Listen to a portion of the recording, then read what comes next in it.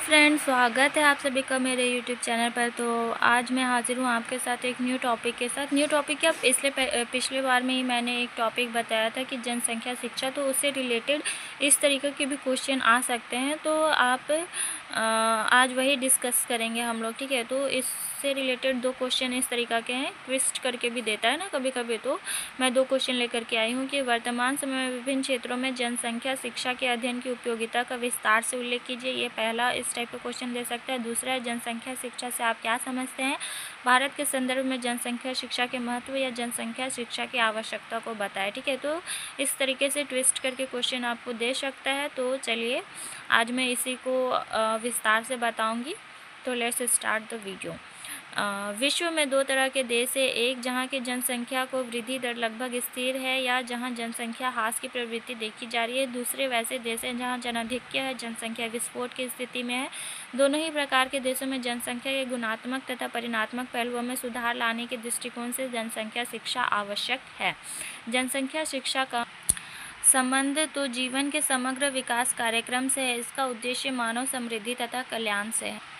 तो क्या है, विश्व में जो देश है उसको दो भाग में डिवाइड किया गया। पहला, एक तो जनसंख्या की वृद्धि दर जहाँ पे लगभग स्थिर है या फिर जहाँ बहुत कम जनसंख्या पाई जाती है। दूसरा है जहाँ जनसंख्या वृद्धि की स्थिति पाई जाती है। इस तरीक़ा से इसको स्टेज में बांटा गया है, ठीक है। और इसका गुणात्मक और परिणात्मक पहलुओं पर सुधार लाने के दृष्टिकोण से, ठीक है। मतलब कि जनसंख्या अगर कम है तो उसका क्या क्या बेनिफिट्स है या फिर क्या क्या लॉस है, और अगर जनसंख्या अधिक है तो उसको किस किस समस्याओं से गुजरना पड़ रहा है, उसका आर्थिक कारण, राजनीतिक कारण, ये सब से में क्या है, जनसंख्या शिक्षा क्या है, हेल्पफुल रहता है। और इसका राजनीतिक पर, सामाजिक पर, आर्थिक पर क्या क्या प्रभाव पड़ रहा है, इस सब का अध्ययन में भी क्या है, जनसंख्या शिक्षा आवश्यक होता है। वीडरमैन के अनुसार जनसंख्या शिक्षा को एक ऐसी प्रक्रिया के रूप में परिभाषित किया जा सकता है जिसके द्वारा विद्यार्थी जनसंख्या प्रक्रिया की प्रवृत्ति एवं अर्थ, जनसंख्या की विशेषताओं, जनसंख्या परिवर्तन के कारण एवं परिणाम तथा परिवर्तनों का अपने परिवार, अपने समाज तथा विश्व पर पड़ने वाले प्रभावों के बारे में ज्ञान प्राप्त करता है, ठीक है। तो वीडरमैन का क्या कहना है कि जनसंख्या शिक्षा को जो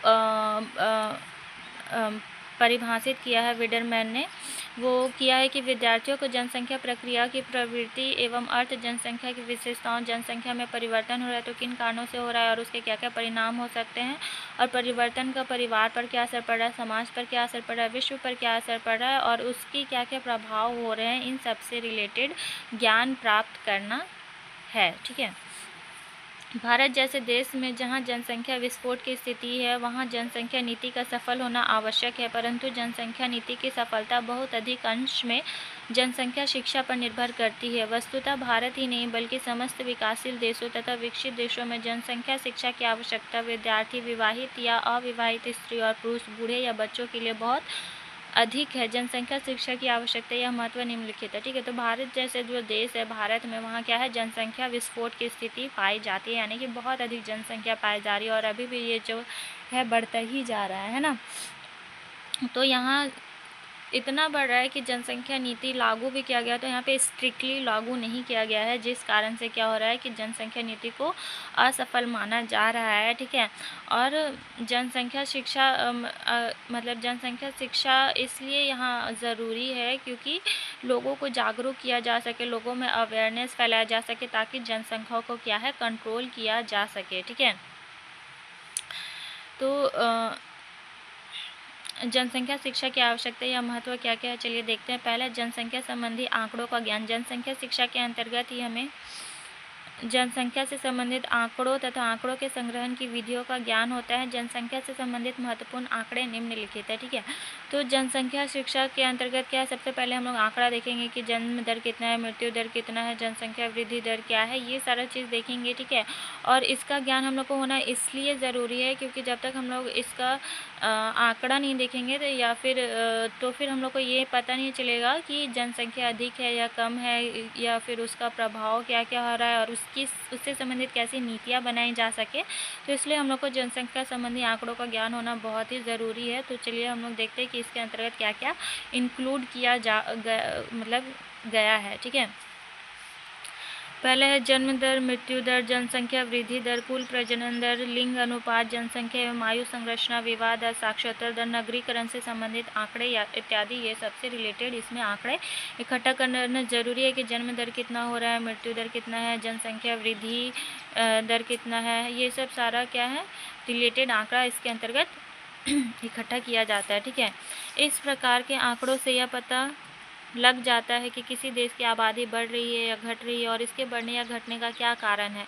इन सब आंकड़ों की जानकारी के बाद जनसंख्या नियंत्रण संबंधी नीति के निर्धारण में सहायता मिलती है। ठीक है, दूसरा है प्रजनन व्यवहार एवं विधि की जानकारी। जनसंख्या शिक्षा के द्वारा ही लोगों को प्रजनन व्यवहार एवं विधि की जानकारी प्रदान की जा सकती है। स्त्रियों को यह जानकारी दी जा सकती है कि किस आयु वर्ग में मां बनने पर उनके स्वास्थ्य पर प्रतिकूल प्रभाव पड़ता है, कौन सा आयु वर्ग मां बनने के लिए सर्वोत्तम है, अनचाहे गर्भ से कैसे बचा जा सकता है। इन समस्त बातों की जानकारी जनसंख्या शिक्षा से ही संभव है। ठीक है, तो दूसरा में ये लोग क्या रखा गया है कि प्रजनन व्यवहार एवं विधि की जानकारी देना है कि अगर आपको प्रजनन करना है तो उसके लिए कौन सा जो एज है लड़कियों के लिए वो सबसे बेस्ट माना जाता है और कब उसके शरीर को इफ़ेक्ट नहीं डालेगा। यानी कि अगर कम उम्र में ही आप माँ बन जाते हैं तो वो आपका शरीर परिपक्व नहीं होता है ना कि आप माँ बने, और अगर आप बन भी जाते हैं तो आपका शरीर तैयार नहीं होता, और अगर आप माँ बन जाते हैं तो वो बाद में फिर आपको असर करता है, वो शारीरिक दर्द होने लगता है या फिर कुछ भी इफ़ेक्ट पड़ेगा वो शरीर पे। ठीक है, या फिर आप बाद में अगर माँ बनते तो उसका भी साइड इफ़ेक्ट्स होता है कि बच्चा होने में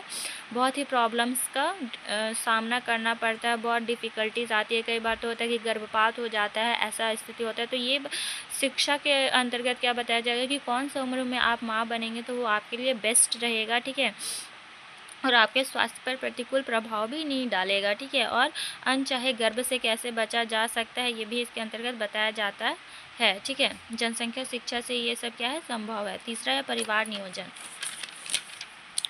परिवार का आकार कैसा होना चाहिए, छोटे परिवार के क्या लाभ है, परिवार को सीमित रखने के क्या क्या है, विभिन्न विधियों या साधनों के क्या क्या गुण दोष है, परिवार नियोजन की सुविधाएं कहाँ का उपलब्ध है, इन समस्त बातों की जानकारी जनसंख्या शिक्षा से ही संभव हो सकती है। ठीक है, तो तीसरा है क्या है परिवार नियोजन। परिवार का आकार कैसा होना चाहिए, छोटा रखना है, बड़ा रखना है, इससे और छोटा रखेंगे तो क्या क्या लाभ हो सकता है, बड़ा रखेंगे तो उसके क्या क्या हानियाँ हो सकती है, परिवार को सीमित रखने के लिए क्या क्या उपाय अपनाए जा सकते हैं, ये सारा रिलेटेड जानकारी इसके अंतर्गत दिया जा सकता है। ठीक है, और परिवार को छोटा रखने के लिए बहुत सारी विधियाँ जो होती है उनमें से कौन सा विधि आपके लिए उपयुक्त है, क्योंकि हर एक जन के लिए अलग अलग विधि का यूज़ हो सकता है। ठीक है, और उसके क्या क्या गुण है, क्या क्या दोष है, ये सब और ये सुविधाएं जो है वो कहाँ कहाँ आपको मिल सकती है अधिकतर तो ये सारे क्या है कि आपको सरकारी प्लेस पर ही आसानी से मिल जाएंगे। जैसे कि सरकारी अस्पताल होते हैं ना गांव-गांव में, तो वो सब में आपको आसानी से मिल जाएंगे। और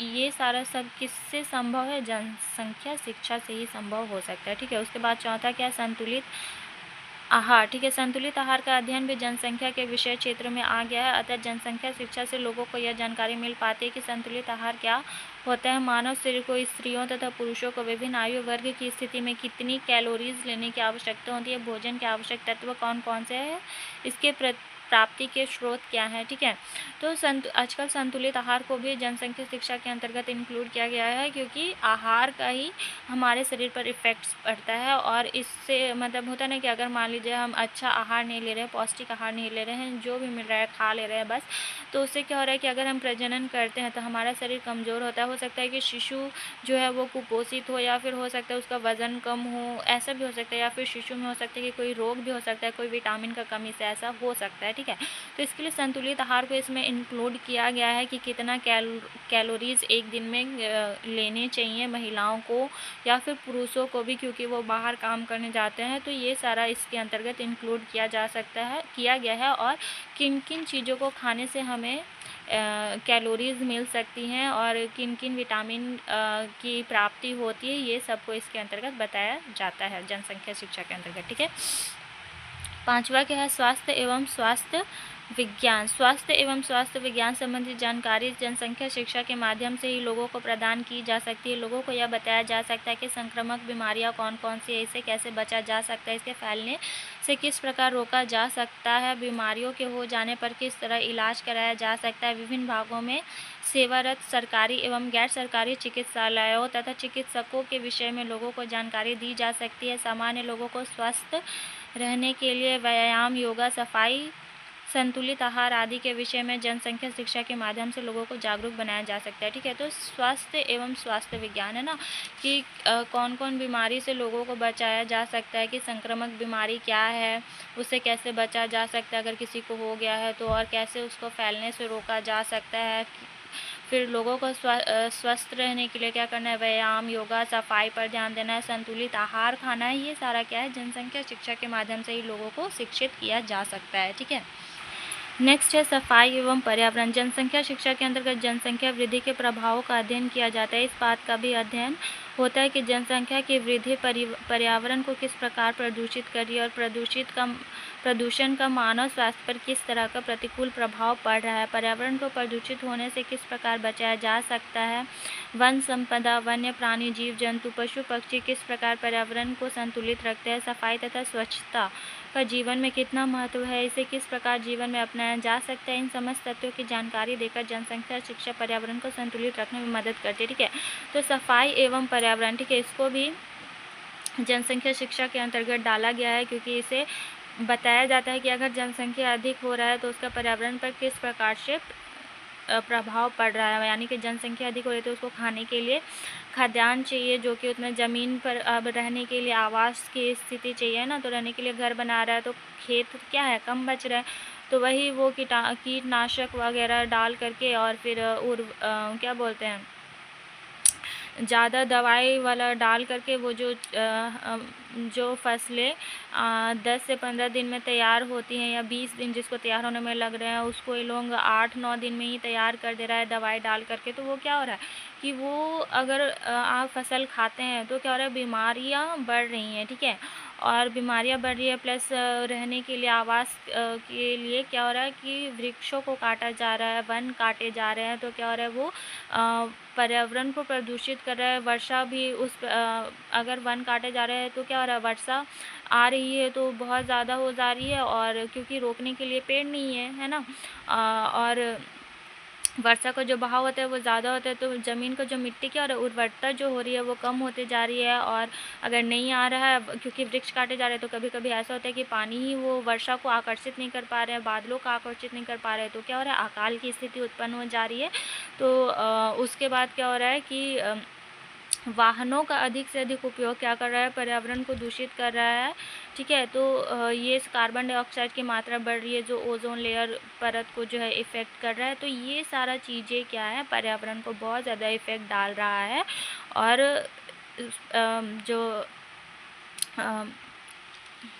तो जनसंख्या शिक्षा के अंतर्गत इन से रिलेटेड ये सारे उसकी समस्याओं की, जनसंख्या वृद्धि हो रहा है तो उससे रिलेटेड क्या क्या समस्याएं उत्पन्न हो रही, और पर्यावरण को कैसे संतुलित रखा जाता है, ये सारा क्या है, जनसंख्या शिक्षा के अंतर्गत हम लोग इसको लोगों को बता सकते हैं, और इसका अध्ययन करने में भी क्या हो रहा है, हम लोग को सहायता मिल रहा है। ठीक है, उसके बाद क्या है, सद नागरिकता का विकास। सद नागरिकता के विकास के लिए भी जनसंख्या शिक्षा आवश्यक है। लोगों को यह जानना चाहिए कि देश की या विश्व की ज्वलंत समस्याएं क्या हैं। जनसंख्या शिक्षा लोगों को यह बताती है कि आज विश्व की ज्वलंत समस्याएं जनसंख्या की तीव्र वृद्धि है, जिसके कारण विश्व स्तर पर खाद्य असुरक्षा की स्थिति उत्पन्न हो गई और महंगाई में लगातार वृद्धि हो रही है। जल संकट तथा पर्यावरण प्रदूषण की समस्या बढ़ रही है। इस तरह की समस्याओं के लिए स्वयं मनुष्य ही जिम्मेदार है। अगर विश्व के सभी नागरिक परिवार के आकार को छोटा रखने लगे तो समस्त जो समस्याएं हैं वह स्वतः ही समाप्त हो जाएंगी। ठीक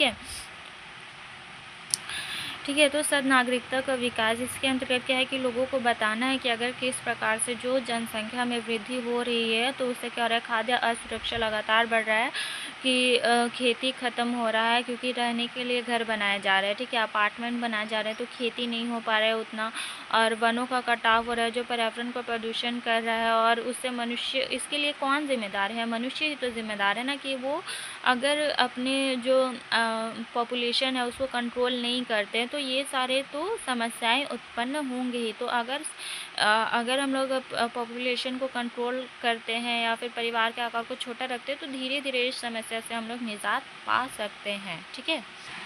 मातृ एवं शिशु कल्याण कार्यक्रम जनसंख्या शिक्षा के द्वारा ही लोगों को यह जानकारी दी जा सकती है कि मातृ तथा शिशु कल्याण कार्यक्रम क्या है, किस प्रकार इन कार्यक्रमों को सरकार के द्वारा चलाया जा रहा है, स्त्रियां विशेषकर गर्भवती स्त्रियों के स्वास्थ्य पर विशेष ध्यान दिए जाने की आवश्यकता होती है। इस स्थिति में किस तरह का आहार लेना चाहिए तथा कौन कौन से टीके कब लगाए जाने चाहिए, इसकी जानकारी जनसंख्या शिक्षा के अंतर्गत प्रदान की जाती है। इस तरह नवजात शिशु की देखभाल तथा उनके बीमारियों के बचाव के लिए कौन कौन से टीके लगाए जाने चाहिए तथा टीके लगवाने के केंद्रों की व्यवस्था सरकार द्वारा कहाँ कहाँ की गई है, यह सब जनसंख्या शिक्षा से ही जाना जा सकता है। ठीक है। तो जनसंख्या शिक्षा के अंतर्गत मातृ एवं शिशु कल्याण कार्यक्रम को भी इंक्लूड किया गया है। इसमें यह बताया गया है कि माता जब गर्भवती होती है तो उसको कौन कौन से टीके लगाए जाने चाहिए और कितने दिनों के अंतराल पर, कितने दिनों के गैप पर लगाए जाने चाहिए, ये सारा शिक्षा उसको दिया जाता है। और फिर बच्चे के जन्म के बाद, ठीक है, बच्चे को तुरंत कौन कौन से टीके लगते हैं या फिर उसके कौन कौन से 3 महीने, 6 महीने, 9 महीने, साल भर, 5 साल, ऐसे में हर एक अंतराल पर बच्चे को क्या है टीके लगाए जाते हैं। तो ये सारा क्या है, जनसंख्या शिक्षित होगा उसी से तभी ना उसको पता होगा कि उसको कहाँ कहाँ ये टीका लगाया जाएगा, कौन कौन से सरकारी स्वास्थ्य केंद्र पर लगाए जाएंगे। तो ये सारा शिक्षा क्या है, जनसंख्या शिक्षा के अंतर्गत ही उन लोग को बताया जाता है। देश की जनसंख्या नीति की जानकारी। जनसंख्या शिक्षा से लोगों को यह जानकारी मिल जाती है कि देश की जनसंख्या संबंधी नीति क्या है, किस तरह के लक्ष्य निर्धारित किए जाते हैं, उन लक्ष्यों की प्राप्ति में व्यक्तिगत विशेष का क्या दायित्व है। ठीक है। तो देश की जनसंख्या नीति की जानकारी किससे प्राप्त होती है, जनसंख्या शिक्षा से प्राप्त होती है कि क्या क्या नीति बनाए गए हैं जनसंख्या को से रिलेटेड और उसको कैसे प्राप्त किए जा सकते हैं और कैसे उसके लक्ष्य को पहुंचा जा सकता है, कैसे जनसंख्या कंट्रोल किया जा सकता है। तो ये सारा उसके अंतर्गत बताया जाता है। ठीक है।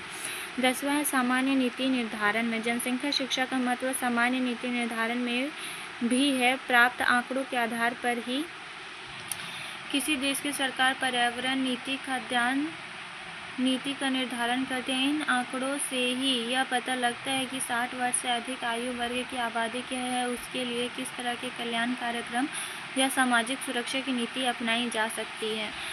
तो क्या था, 10वां सामान्य नीति निर्धारण में जो जनसंख्या शिक्षा का महत्व वो किस प्रकार है, क्योंकि इस प्रकार से है कि आंकड़े जो है, ठीक है, जो आंकड़े प्राप्त होते हैं जनसंख्या शिक्षा में, जिन आंकड़ों का हम विश्लेषण करते हैं, ठीक है, उसके आधार पर ही क्या है, सरकार अपना कार्य जो नीति है वो बनाती है कि जनसंख्या को नियंत्रित करने के लिए कौन कौन सी नीति बनाए जाने चाहिए, फिर इतना जो पॉपुलेशन है उन लोगों को कैसे खाद्यान्न उपलब्ध कराया जाए। ठीक है। इसके लिए भी नीति बनाई जाती है और उनसे ही पता लगता है कि कौन से जो 60 वर्ष से अधिक आयु की जो आबादी है वो कितनी है और उन लोगों को पेंशन कितना देना है, या फिर जो बच्चे हैं उनके लिए क्या क्या स्कूल से रिलेटेड कुछ भी जो नीति बनाई जाती है, आंगनबाड़ी से रिलेटेड कुछ भी नीति बनाई जाती है। तो ये सारा इसके अंतर्गत निर्धारित किया जाता है कि क्या क्या नीति बनाया जा सकता है। ये सारा क्या है, जनसंख्या शिक्षा के अंतर्गत ही आता है। ठीक है। अतः यह स्पष्ट किया जाता है कि जनसंख्या शिक्षा देश के सभी आयु वर्ग के लोगों के लिए आवश्यक है। ठीक है। तो इसीलिए जनसंख्या शिक्षा क्या है, मतलब इसका जो कंक्लूज़न निकला है वो क्या निकला है कि सभी आयु वर्ग के लिए जनसंख्या शिक्षा क्या है, आवश्यक है। ठीक है। तो यहीं पे ये टॉपिक ख़त्म होता है। आशा करती हूँ कि आपको ये वीडियो पसंद है। वीडियो पसंद आए तो लाइक, शेयर एंड सब्सक्राइब ज़रूर करें। और अगर आपको कहीं पे भी डाउट हो तो आप मुझे कमेंट कर सकते हैं, मैं उसका रिप्लाई देने की कोशिश करूँगी। तो थैंक्स फॉर वॉचिंग। मिलते हैं नेक्स्ट वीडियो में नेक्स्ट टॉपिक के साथ। Bye bye.